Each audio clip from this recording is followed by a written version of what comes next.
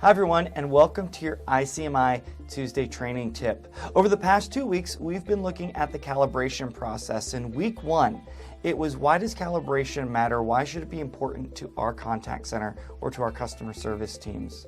Last week, I gave you some ground rules to set in place for your calibration process. And this final week, I want to give you some tips for calibration success. My first tip for calibration success is to ensure that you have at least 1 hour of uninterrupted time for the session. I've found that sweet spot of at least 60 minutes ensures that you can really look at the interactions, you can have just substantial conversation and walk out of that calibration process feeling that you've actually made some progress and that you have actionable steps to implement into your program. Tip number 2 is that you should have designated a facilitator for that calibration process. The role of this facilitator is to direct discussions, to take notes, and to keep your team focused on the task at hand. The next tip is when you go into a calibration, I don't want you to observe 5 things. I don't want you to observe 3 things. I want you to choose 1 contact, just 1 interaction, and go in and have everyone come in blindly to that calibration session, and you're going to listen to something new, and you're going to have everyone grab the monitoring form, grab that process, and they're going to score the contact live in the session. So that's right. Don't send them the interaction in advance to review. Don't give them things to prepare. Have them come in, give them a new interaction, a new contact to listen to, observe, have them score it in the room, and your conversation will move from there. So that brings me to my next tip. After that contact, I want you to go person by person around the room and ask them to verbally recap what they saw or heard during that particular contact. By having them verbally recap, it's going to reinforce both their listening skills as well as their attention to detail. Take turns around the room doing this to ensure that everyone has the opportunity to share.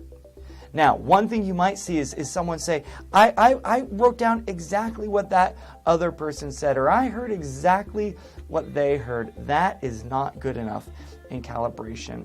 Have each person write down or verbally recap what they wrote down. Have them share their own thoughts and feelings. My next tip is for that role of the facilitator. Again, the role of the facilitator is to help direct the discussion, to guide the participants through this calibration process. A tip in particular for that facilitator is be prepared for debates.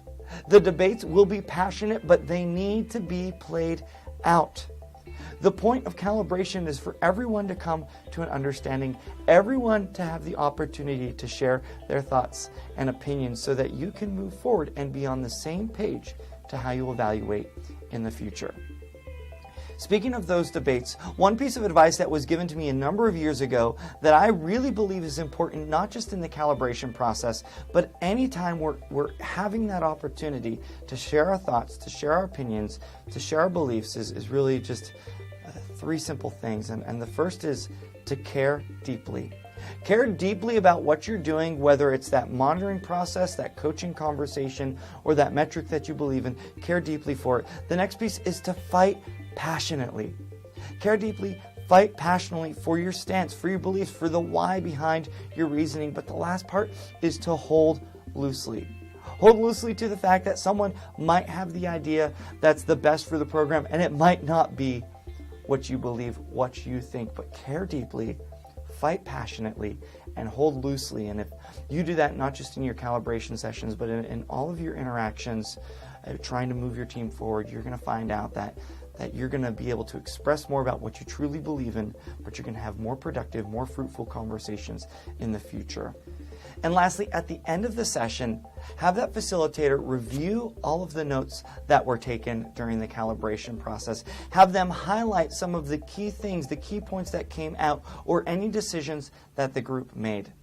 Then immediately following that calibration process, that session that you just had, it's up to the facilitator to make sure that the notes are sent out to everyone immediately following so that they have the reminder, they're able to take action, and most importantly, move the process forward with the new approaches, the adjustments or the refinements that you made.